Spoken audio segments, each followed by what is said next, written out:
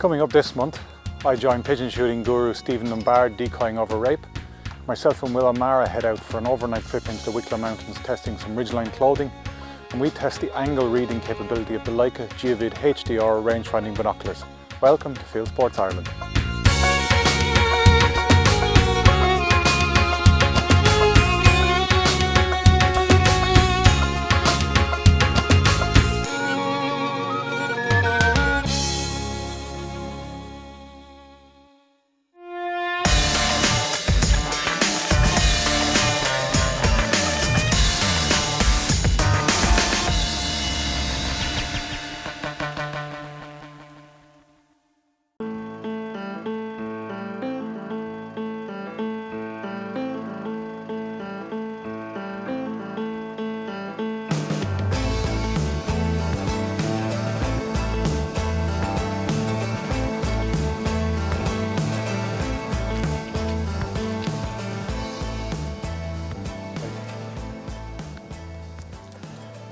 We're down here on a couple of acres of oilseed rape. Pigeons have been hitting it fairly hard.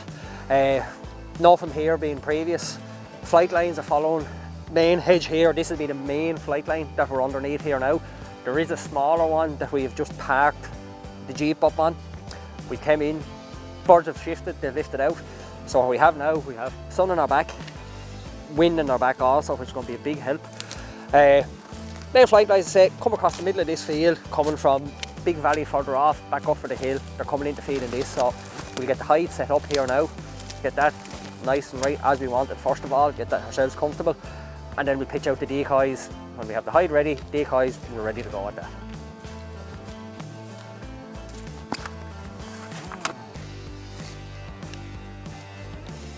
During the summer and that, we pull a few more grasses and things from the headland there and weave them in just to thicken it in a bit better. We're getting a fairly dark background again, the hawthorn here, and height seems reasonably dark. We move out 20-30 yards in the field, it won't be overly noticeable I can imagine. Now if it is, we'll make a few changes as we need be, but I'd be happy enough for, I say, for the time of year, what covers along the ditch, that it's going to do serve purpose for what we want here today anyway. But we actually have the nets with us, just to fill in that background behind us. I'll throw a net across the back just to break up the silhouette, that we don't stand out for anything coming straight down the field. Just if you're moving and you have birds following behind, you get to take your first bird, hopefully without the second bird noticing you as much as you get up to take the first bird. We get the seats in now, get them comfortable, and then we put out the decoys.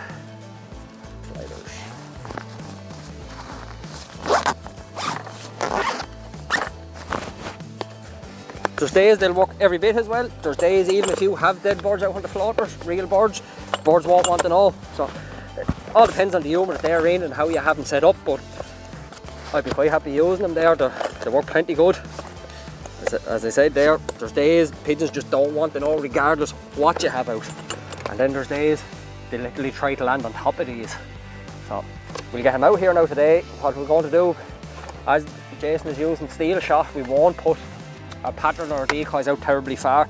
Probably the centre of our pattern is going to be 30 yards out from the decoys, just to make sure we have a good chance of killing these birds today with the steel shot.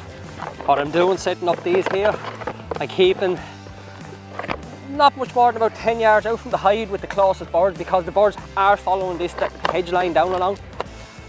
What I start doing, I'll put a bit of a lump here, rough horseshoe U shape, and I'll take the arm out into the field to the floaters, try bring the birds down off the field, bring them back in along the hedge line. Even if they don't decoy, they should be following the flight line to give us good sporting birds, but well in range.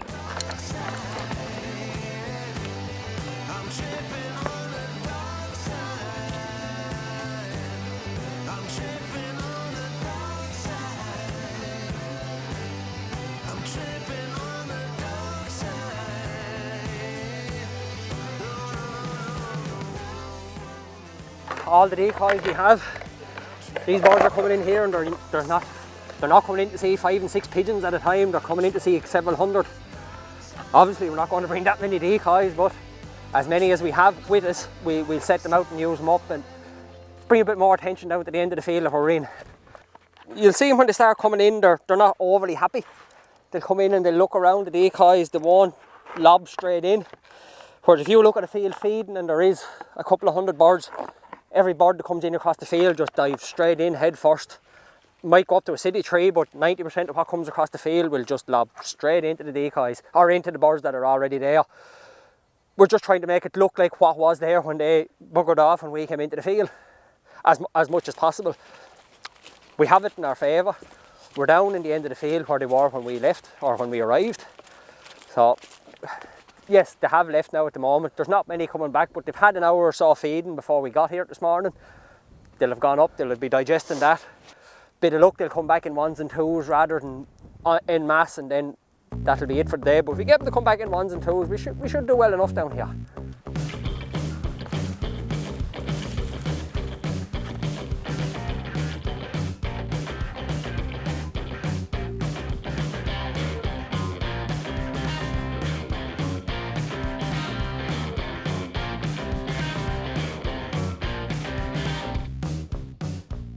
That lad saw me just as I stood up. I thought he was going to carry his curve in and come as a sort of nice driven, and just as I stood up he saw me and put the hammer down and left hand down, and no, he was too good a bird for me. If you're wondering why I've been so lazy for the last hour and let Stephen do all the work, this is his area. He's been watching this field for the last few days and he invited me out to shoot, but rather than me decide where the decoys were going and where the hide was going, I just took his advice on it. And back on the Benelli Raffaello today, I was really looking forward to getting this out on some pigeons. Super light gun, so we'll see how this goes. And yeah, Stephen alluded to it, I'm using steel cartridges today. I'm on Gamebore Supersteel 32 gram 5s. And the reason I'm doing this, at this time of year, we can't get rid of the pigeons if we have any number of them. If we have too many for personal use, game dealers won't take them. So we give them to the falconry guys, and they're very grateful of the free meal for their birds. But obviously they can't feed them to the falcons and birds of prey if they've been shot with lead, because there's danger of poisoning the bird. So we shoot them with steel. I've never used these particular steel cartridges before. I have shot pigeons with steel before, and in general you have to reel the range in quite a bit. Steel doesn't kill quite as well as lead. So that's why Stephen said we've put the decoys out nice and close. We'll be trying to kill the birds on the decoys, not take anything at extreme range. But the first couple of birds have come in already, just as we were getting in the hide. Decoyed beautifully, landed on the ground. So it's a good start, and if we can get 20 or 30 here today, it's a great way to start Christmas week.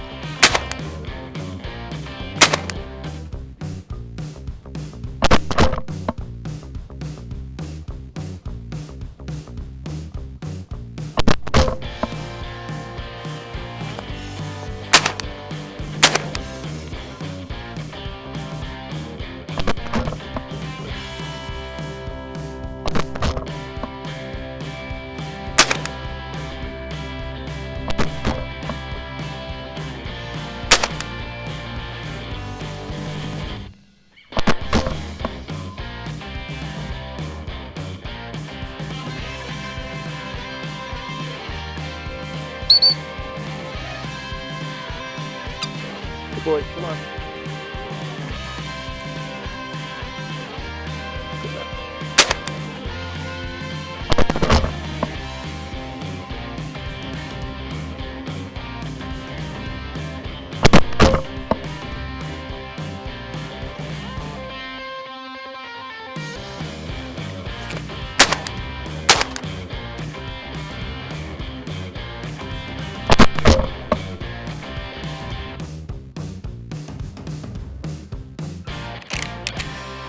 Well, unfortunately, that seems to have totally died. We thought it might take off a little bit when it got towards lunchtime, but it just hasn't. And we've decided to pull the pin here. But yeah, this has been a lot of fun. What's come into the field has actually decoyed really, really well. It's just a pity that the birds that were here this morning and that have been here for the last few days as Stephen has been watching it, they just didn't come back. And look, this is hunting. Best laid plans and all the rest, but there was a lot of birds here this morning when we got here and they just haven't come back, and that happens. It's not always 100 bird days and big bags on the pigeons, and yeah, we're just the same as everybody else. It just we take what we get, but I've enjoyed it anyway. I've got some nice clean kills. We've got some birds for the falconry guys. Any day in the field is a good day.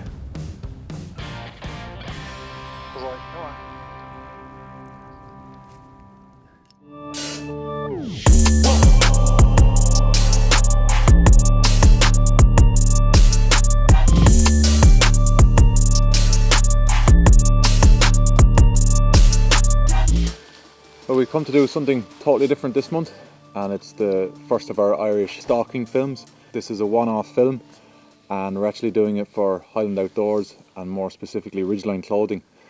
And Ridgeline is a clothing brand that's been around for a long time, and it's, to be honest, it's not a brand I ever had much time for. I bought one of the old smocks probably 10 years ago and found it very sweaty, but I had a couple of beers with Nigel Winkle from Highland, and he's the brand manager for Ridgeline, and he convinced me that their new membranes and their new kit was up to the task. So we've agreed to do a 2-day film, an overnight backpack hunt, high activity hunt in the Wicklow Mountains, and the forecast is due to throw all sorts of weather at us. So it's going to be a good test for this gear. I've brought my buddy Will with me, who hunts with me a lot, and he's a real gear expert and is really into his technical gear. So he's come along just to give a uber critical eye to this new Ridgeline stuff, and we'll see how it performs.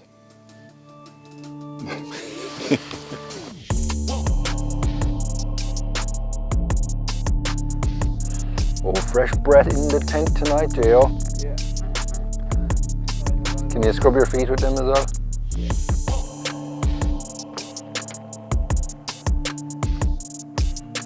Will and I love embarking on these overnight hunting trips and regularly use them as preparation for multi-day wilderness hunts, or, as in this case, to test new clothing and equipment. Morale is high as we leave the vehicle, fueled by an appetite for adventure and energy bars we take to the mountain, Will leading the way at a fast pace, and it's not long before we have deer spotted.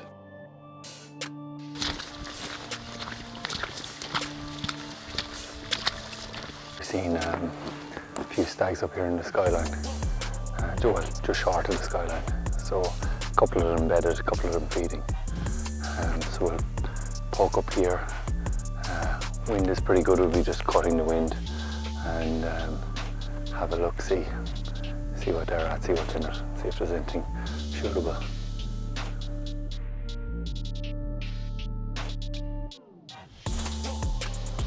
So the animals we saw when we were coming up the mountain were over this direction, but as we've come up the hill, the wind is being contoured around the local wind, and it's kind of blowing towards them a little bit. But fortunately enough, we spotted a bedded stag down here. There's actually 2 animals down there. The wind is good. Range is about 400 yards from here. So if we can, we drop the packs here and chance a stalk down there and see what's what. Looks like a nice cull stag, so yeah, let's give it a go.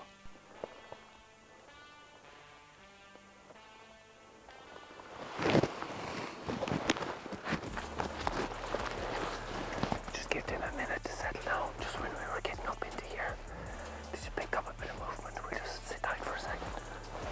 With one of the stags on the lookout for danger, I decide to stay behind with the camera and allow Will to close the gap on his own. The terrain is far from ideal here and the chances of a shot are slight, but we are trying to make the most of every opportunity. Unfortunately, this time it's not to be.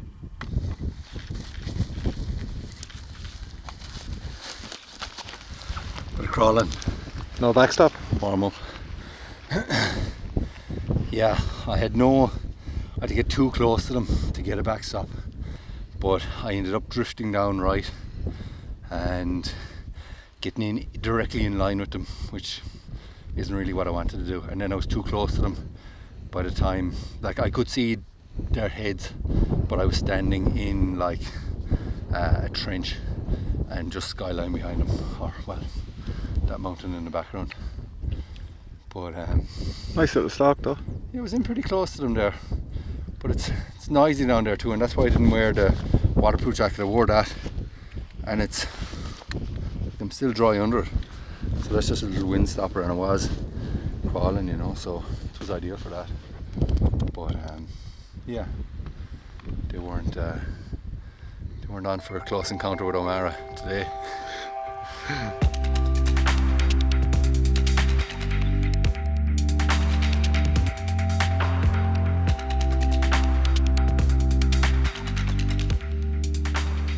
Energised by this early encounter, Will sets off again in search of new quarry. Unfortunately for him, keeping one's eyes peeled for deer and not on the ground in front can have hilarious consequences.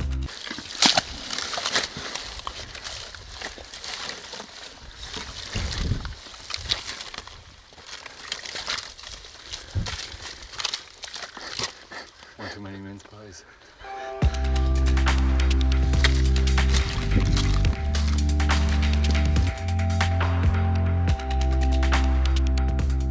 Another group is soon located, and after layering up to counter the rapidly dropping temperatures, Will makes a plan.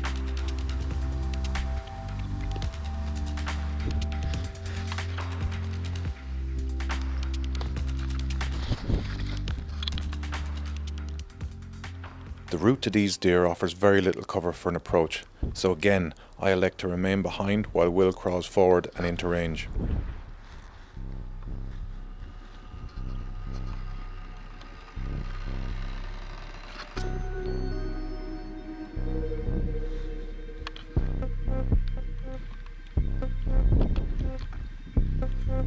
Unfortunately, with stalker and cameraman separated, lines of communication are broken and Will takes a deer just as they move out of my view.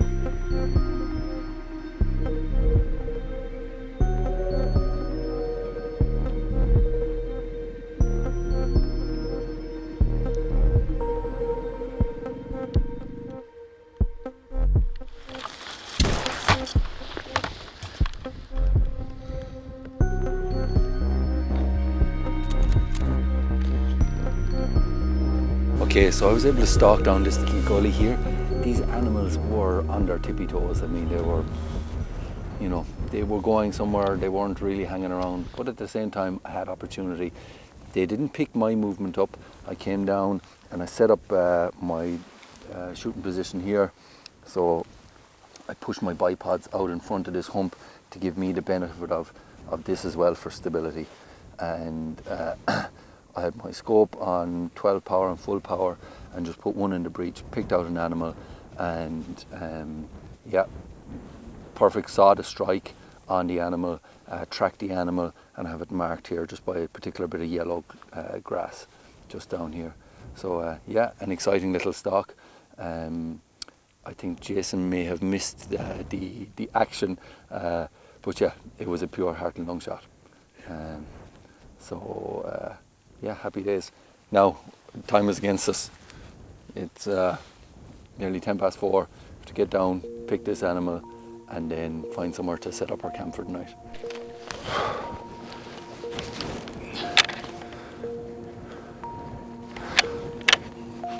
So, empty chamber. So, we're heading for a little distinct yellow patch down here, and fighting daylight, so let's make a move.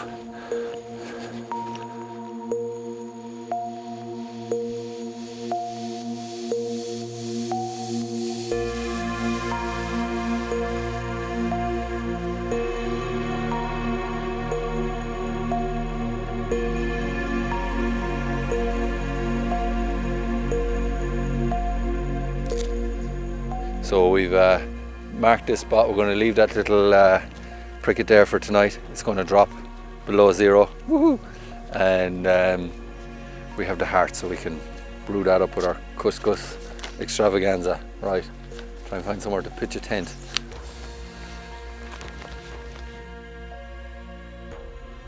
So on these little adventures, I always have the great idea that we'll establish camp early and then we'll hunt out from it.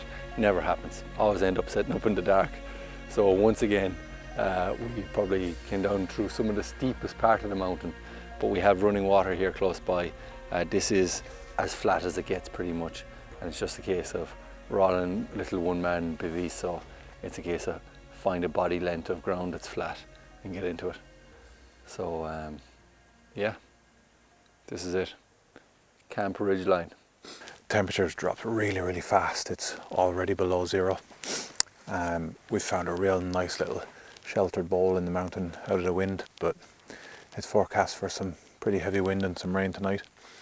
So we've got a deer. Will had a cracking shot. Unfortunately, I just missed out on capturing it.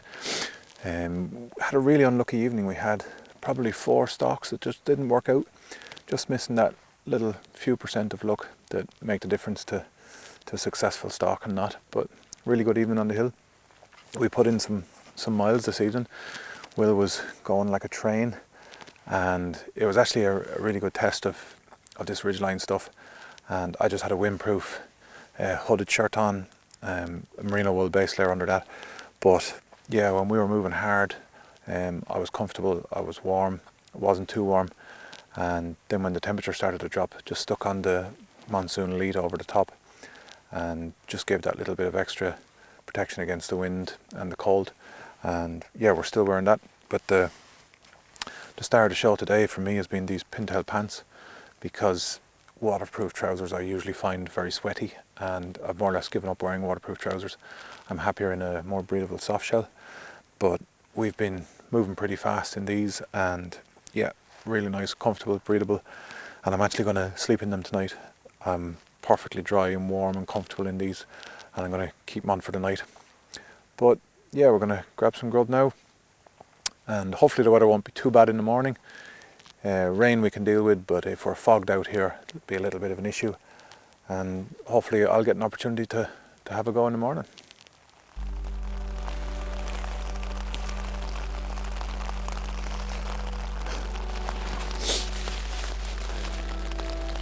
Well, that has been a pretty wild night in the tent.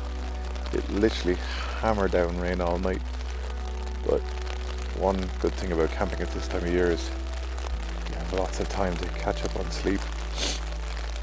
We got into bed yesterday evening at about 7 o'clock, and it's 6:30 now, and it won't be bright for another hour and a half. But we're going to get up. We're going to get up now and break camp and try and pack everything away in this rain and hunt our way back towards the car. The car is just over 8 kilometers away, so we came in a good distance yesterday, and hopefully we'll catch up with some more animals on the way back.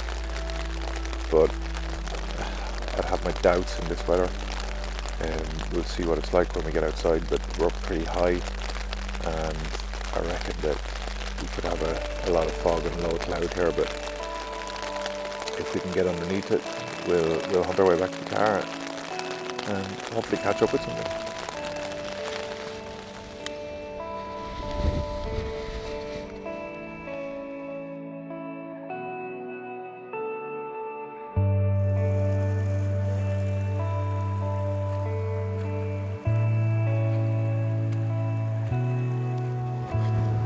But unfortunately, as you can see, that mist has just come right down. Visibility is down to 50-60 yards of actual clear visibility. We can see the skyline about 200 yards away, but it's just going to make conditions basically impossible to hunt on an area like this where there's not a high density of animals. You need to be really seeing them at, well, as far as the binoculars will allow you. So we'll just keep mooching back towards the car, and if it lifts, it lifts. If it doesn't, I'm afraid we'll have to knock it on the head. There's no point in plunging about here all day in the mist and get lost. So we were just chatting about navigation there, and as we're walking back towards the car, the visibility, as Jay said, is down to 0, really. So it's situations like this when you're on the mountain that you need to kind of have some backup plan. It's very easy to follow a stream, walk back to the road, have a kind of safety bearing, a little compass is a great addition, that if you know there's a linear road runs south of your hunting area, you can just set your compass to south and walk that way, or follow a stream downhill, whatever it is, to a road and that. But little handy tools I use for pinpointing things like your bivvy or campsite location. Say we left that animal there last night, how to mark that. I use an app on my phone called View Ranger. So the GPS in your phone will work even when you don't have signal. So you can turn it on airplane mode even to save the battery, and you still have your GPS. I always had a GPS, and until it died and I started researching what to replace it with, did I really kind of start exploring the utility of the phone. And the limitation of the phone is battery life. So I have a little Gold Zero battery pack. It's the size of a shotgun cartridge, and I carry that in my pack with a little lead all the time for a backup. So that's my phone as a primary, and that's great because it gives you a visual map of where you are. It'll give you a Northern Survey map. I have a 1:30,000 map, and you can pinpoint locations, which is fantastic. And then I also have in my watch I have a GPS. This is a Sunto Traverse Alpha, and how I do that is you just simply, with the one touch of a button, you press that save location, and it swipe all the deer stuff of it. That'll save your location as a point of interest or whatever you want. So there you have a backup, and you have your primary, which also has a backup with battery life in that. And I've been using the phone and View Ranger for 3 years now, and it's yet to let me down. It's super accurate. And the little watch I've been playing with for about 6 months, and it's super accurate as well. It gives you a very good, almost like a compass when you're getting to when you're navigating to a point of interest. So having said all that, let's hope we don't get lost on our way back to the car. We decide to only take the usable meat from this carcass, saving weight and bulk in our packs. Field butchering like this also benefits wildlife who may be struggling to find a decent meal at this time of year.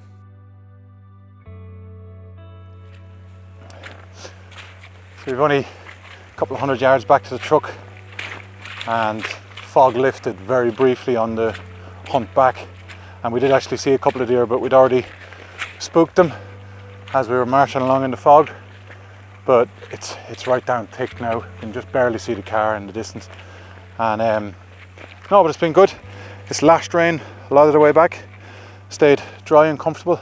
It's quite a lot warmer today than it was yesterday. It's up around 8-10 degrees. So it's good comparison to yesterday evening when it got down below zero. But the gear has worked really well.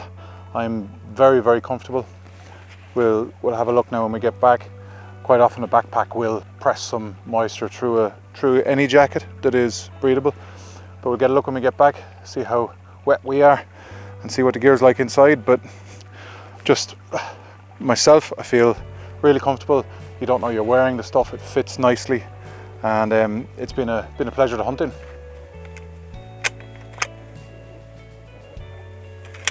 There we go, mission complete. Job done. Yeah, happy days. Open up the jacket, give us a look, see you're dry. I've nothing on underneath this, Jason, you know that.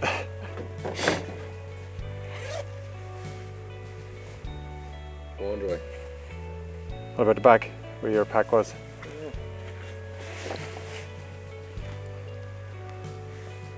Dry? Bone dry, yeah. If you want to find out more about Ridgeline, go to ridgelineclothing.co.uk.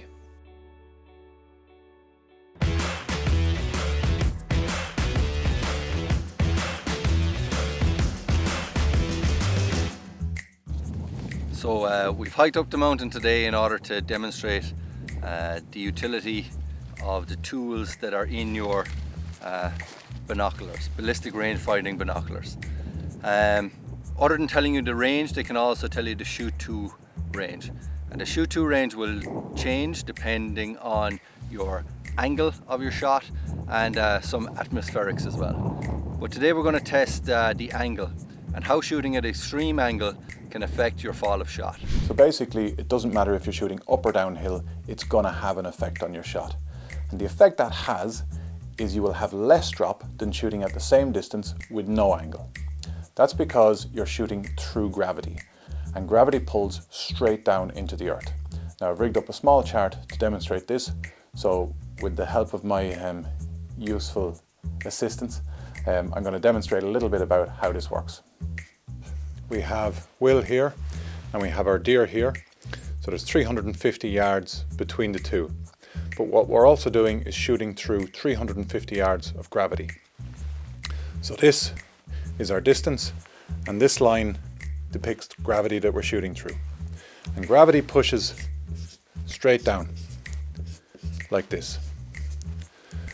So when we go onto the mountain, here's our mountain, and we start shooting at angle, when we apply some angle to the target, we can see that the actual distance stays at 350 yards, but the amount of gravity we're shooting through reduces. So this is the actual amount of gravity that's going to have an effect on the bullet. So in theory, it is moving the target closer as regards gravity. So we're not going to have as much drop as we would at zero angle. So what Will has done, he's gone out on the mountain and put a steel gong out at 350 yards with a 30-degree angle. It's quite difficult to measure this angle in a hunting situation, but Will is using the Leica HDR binoculars, and they measure the angle for you, and they also compensate the range. So they will give you the range that you need to set your scope to actually hit the target. And his binoculars have given him a range of 304 yards.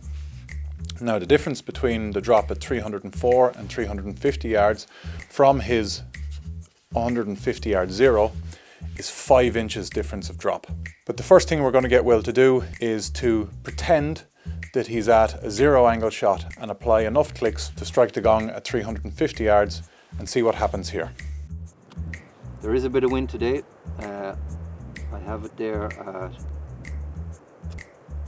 10 miles per hour down at the target. So for me that's going to be 0.6 mils or 6 centimeters. So I could click, but what I'm going to do is I'm going to hold 18 centimeters on the target.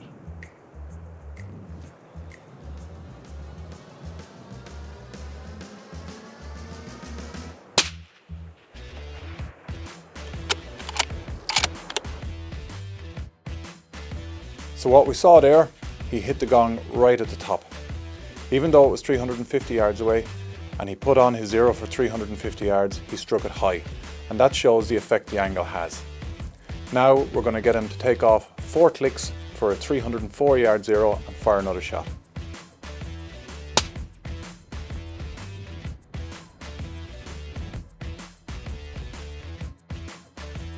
Now what you can see there is he hit the gong center mass. And the distance between these two shots is 5 inches. Now that's not a massive difference, you might say, but it could be the difference between killing an animal cleanly or missing it, or worse again, wounding it. And that's the last thing we want. The thing to remember is, as you apply more angle, the difference gets greater. So you could be missing an animal by a long way or missing a target by a long way. What's important for you, the person behind the rifle, is that you know what difference and when the difference occurs. You know at what range does it start to matter, at what angle does it start to matter. And your binos are a great asset because they tell you the truth. They tell you the shoot to range, and that shoot to range is the most important thing. You don't really need to worry about the angles. You don't really need to worry about a lot of the nitty gritty at hunting ranges. Your binos will tell you the shoot to range, and you just dial and shoot. So it's important to remember what your binoculars can do. They can measure the angle for you, and they can do it quickly, effectively, and help you make a perfect shot, as we've done today.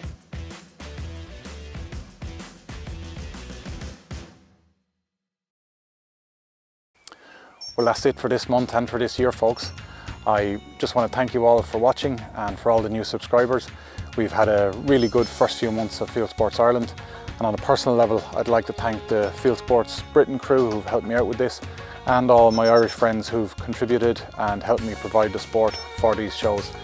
We'll see you bright and early in 2019 with another show, so Happy New Year from me and all the Fieldsports Ireland crew.